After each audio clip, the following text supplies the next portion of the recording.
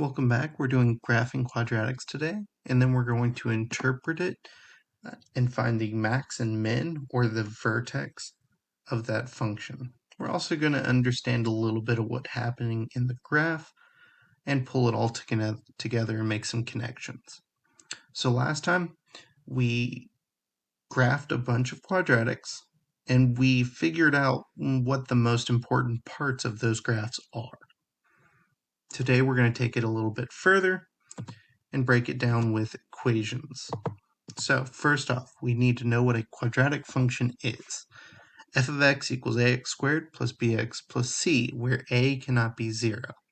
The idea here is if a was 0, we would no longer have an x squared and just be a linear function. So a has to be at least not 0.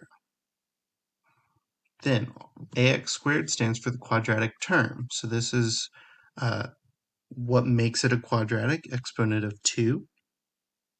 Our linear term has an exponent of 1, that's our bx. And our c is our constant term, or our y-intercept. The shape of a quadratic is called a parabola, more commonly known as a U.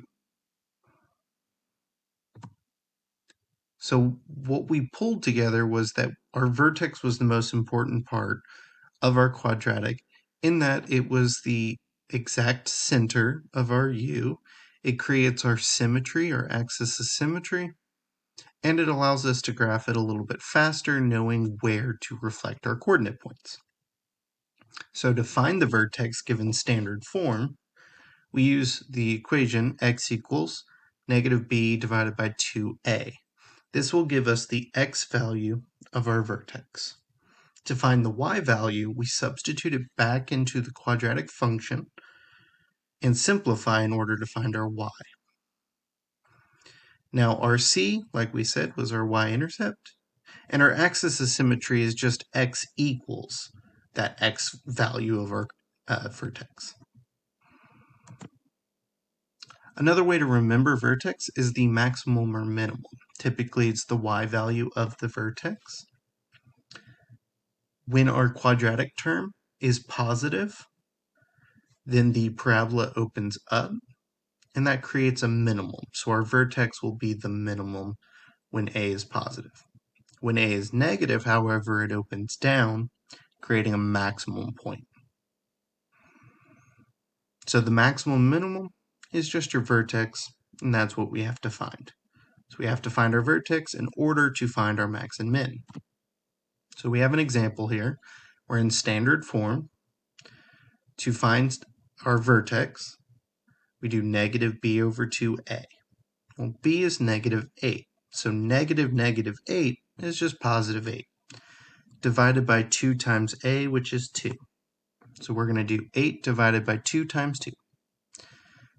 2 times 2 is 4. 8 divided by 4 is 2. So our x value of our coordinate vertex is 2. If we substitute that back into our quadratic function, we can then simplify and find our y value. Here it's 2 times the quantity 2 squared, minus 8 times 2 plus 9. To simplify, 2 squared is 4, times 2 is 8. 8 times 2 is 16. 8 minus 16 is negative 8, plus 9 is 1. Since our a is positive, our quadratic is positive, it's going to open up, creating a minimum. So our minimum value is 1. That point of the minimum, our vertex, is 2, 1. So it'll look like this. Now we can recognize the axis of symmetry is x equals, because it's a vertical line, through 2. So x equals 2 is our axis of symmetry if we need that. And again, we can graph based off of our vertex from there. We can substitute in 3, substitute in 4, and we can create our graph. But the big idea here is the vertex. So what if it's not in standard form? Well, there's another form called vertex form. And this one's a little bit easier to pull the vertex out of, because it's written specifically for you to do that. So vertex form is y equals a times the quantity x minus h squared then plus k. Our vertex is just our h and our k. So notice our h in our vertex form is negative and our k is positive. So the idea is you change your sign for h, you keep your sign for k. A is just your quadratic term.